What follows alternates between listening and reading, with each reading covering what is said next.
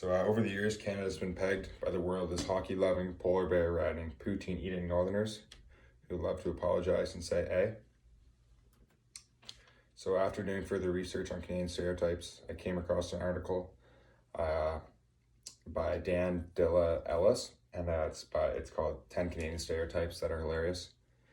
And the man was talking about how he was walking through a hall and he bumped into a chair, and his automatic reaction was to say sorry to it. Then he realized that he just apologized to a chair. This makes a lot of sense to me, knowing how silly and polite we are as a Canadian culture, and automatically our first reaction is to apologize. So whatever reasons Canadians have for being so nice, it is given the title as the most polite country in the entire world. That is from that same article by Mr. Williams. So after furthermore research, I came to the conclusion that there are no such thing as a Canadian stereotype expert, and could possibly be one of the closest things to it. After living 19 years of my life between British Columbia, Ontario, and Quebec, I'm able to confirm that many stereotypes via social media, the news, and face-to-face after living 2 years, back-to-back years in Bowling Green, Ohio, and Alabama, Huntsville. My conclusion after researching stereotypes all over the world, specifically Canada, I'd give myself the title of the smartest Canadian stereotype expert in this whole entire room. So there are many rumors that are true, and there are many rumors that are fake. There's also a bunch that are kind of on the fence or in between, so I'm here to explain that. I hope I'm able to clarify as much as possible in 5 minutes and educate you on our Canadian personnel. So for starters, the majority of Canadians do love hockey, maple syrup, and cold weather. That is from the Adriana Brahagana Biodiversity Journal. I can also guarantee several Canadians, like my sister, cannot stand hockey. Like some elders moved to Florida because they want to avoid the frigid temperatures.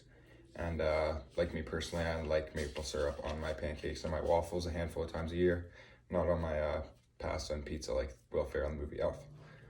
So the first thing I'd like to touch base on briefly here is the stereotypes that we brought upon ourselves that I find are very true, like us using the word "a" and our love for Tim Hortons.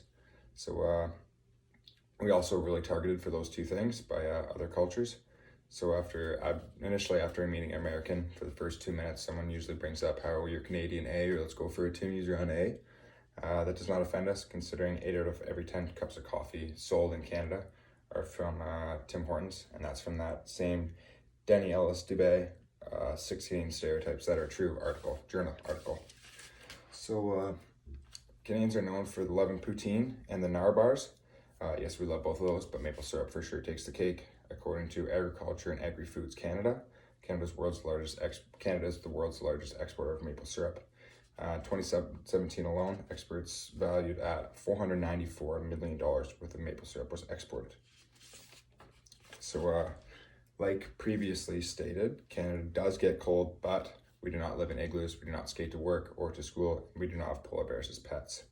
I'm not offended by those accusations because that's quite frankly hilarious. If you think we have a polar bear as a pet, you might be insane. So it makes sense others perceive us as the coldest winters in the world, considering Winnipeg and Yellowknife were named top 2 out of 5 coldest cities in the world. But what about those other 3 cities? 2 out of 5 is less than 50%. So yes, our winters are cold, but I'm nowhere near Yellowknife, so it's all based on your geography.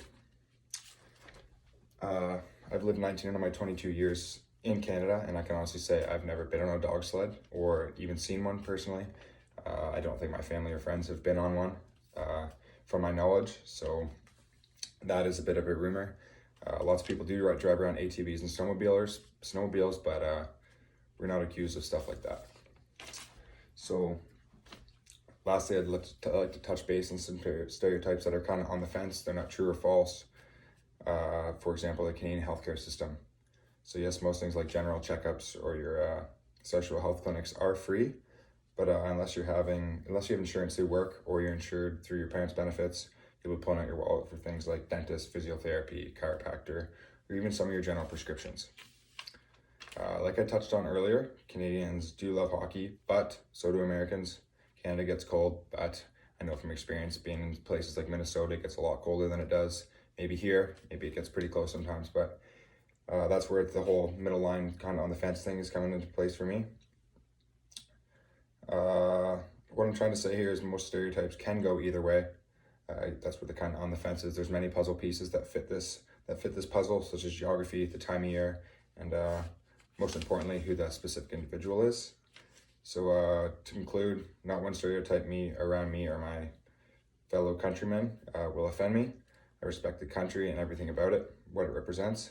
Since we are named the nicest country in the world, I do not know any accusations about any other countries. So maybe they're just better, or maybe we just don't like to make fun of other people. So to end things off, we do love our Tims. We say a lot, we love our maple syrup, but no, we do not have red polar bears. We do not have them as pets, and we do not skate to work or to school.